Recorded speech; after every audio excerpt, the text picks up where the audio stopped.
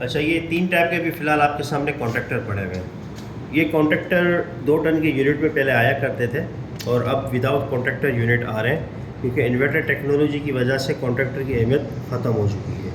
अब जो भी सप्लाई फॉरवर्ड होती है वो पीसीबी के ज़रिए होती है और इनका काम बहुत कम हो चुका है।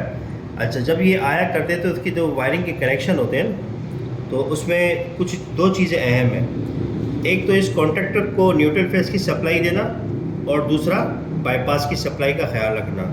अब इसमें न्यूट्रल फेस कहाँ मिलते हैं और बाईपास की सप्लाई कहाँ होती है, इस कॉन्ट्रैक्टर के अंदर अगर आपको ये चीज़ बज़ाहिर तौर पे नज़र आए तो ठीक है, वरना आप ये करेंगे सीरीज़ से चेक करेंगे कि जिन 2 पॉइंटों पे आप आपस में टच करते हैं तो उसके अंदर एक प्लंजर आवाज़ आएगी जो किच किच करेगी। इसका मतलब ये कि आपके अंदर का जो मैकेनिज़्म है वो एक्टिव हो गया है।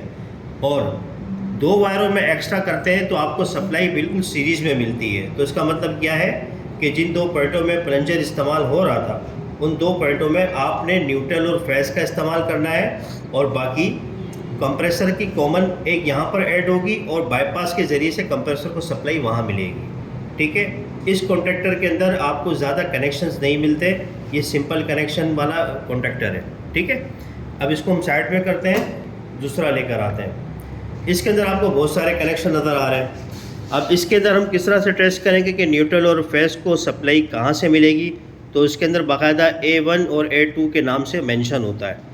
A1 आपको कनेक्शन या तो इस साइड से मिलेगा या राइट साइड से और लेफ़्ट साइड से मिलेगा। जैसे इसके अंदर दिया हुआ है, ये जो कनेक्शन दिए हुए हैं ये देखें A2 लिखा हुआ है इसके अंदर और यहाँ पर A1 लिखा हुआ है। ये न्यूट्रल और फेस का पोर्शन है और जब न्यूट्रल फेस इन दोनों को आपस में मिल जाएगा तो ये ऊपर छोटा सा बटन आप देख रहे हैं, ये प्रेस हो जाएगा, प्लंज कर देगा और प्लंज करने के बाद ऊपर की सप्लाई को बाईपास कर देगा। जब तक ये बटन प्रेस नहीं होता जब तक सप्लाई बाईपास नहीं होगी और वो उस सूरत में होगी जब न्यूट्रल फेस इसको एक्टिव हो जाएगा।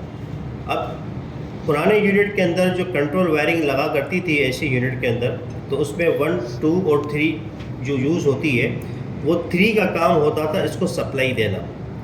और एक कनेक्शन के अंदर आपको आउटडोर से बाईपास लाइन यहाँ पर आ रही होती थी न्यूट्रल की तरफ से और इंडोर की तरफ से आपको फेस की तरफ से लाइन मिल रही थी।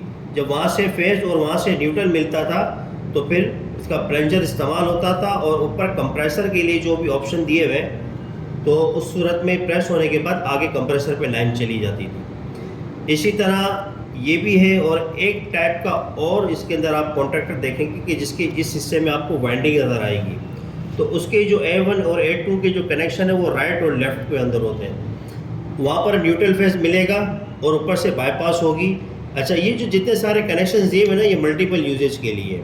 इसके अंदर हम कंप्रेसर को बाईपास कर सकते हैं, फ़ैन मोटर को बाईपास कर सकते हैं। इसके अलावा अगर अदर एसेसरीज़ हमारी इस्तेमाल हो रही है कि जो इस वक्त हमारे इस्तेमाल में तो नहीं होती लेकिन अदर कंट्रीज़ के अंदर इससे बाकायदा तौर पे जो ना आउटडोर के इतराफ़ के अंदर कुछ मोटर्स वगैरह का इस्तेमाल या आउटडोर से कंसर्ट कोई और दूसरी चीज़ें होती है तो उसको यूज़ में लेते हैं। तो इस वजह से इसके कनेक्शन इतने सारे कि जब इंडोर सप्लाई देगा आउटडोर पे और ये प्लंज इसका यूज़ होगा और आगे सप्लाई जब बाईपास होगी तो कंप्रेसर, फ़ैन मोटर और इसके अलावा और कुछ चीज़ अगर अटैच की हुई है तो वो सारी एक्टिव हो जाएंगी। वरना अगर इसको हम बाईपास नहीं करते, डायरेक्ट करते तो उस यूनिट के अंदर इस तरह की प्रॉब्लम आती थी कि कंप्रेसर पहले ऑन हो जाया करते थे और इंडोर बाद में ऑन होता था। तो अगर इसकी ख़राबी है तो उसको चेक करने का तरीका आसान ये है कि आप इस डायरेक्ट बटन को प्रेस करें। अगर प्रेस करने पर आपका कंप्रेसर और फ़ैन मोटर ऑन हो जाता है तो इसका मतलब ये कि अंदर जो प्लंजर वाली वाइंडिंग है A1 और A2 वो वाइंडिंग बर्न हो चुकी है, वो एक्टिव नहीं हो रही।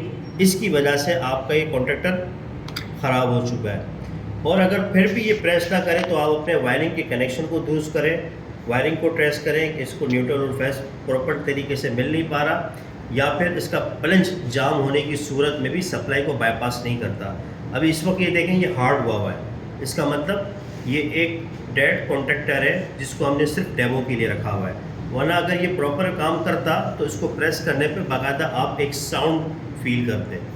ठीक है, तो मख्तसर वीडियो ये है कि कॉन्ट्रैक्टर का यूज़ किस तरह से लिया जाता है और किस तरह से इस्तेमाल होता है। बहुत सारे कॉन्ट्रैक्टर होते हैं शेप के अंदर, तो आई होप इंशाल्लाह आपको समझ में आ गया होगा। बाकी नेक्स्ट क्लास में आपको समझाएंगे।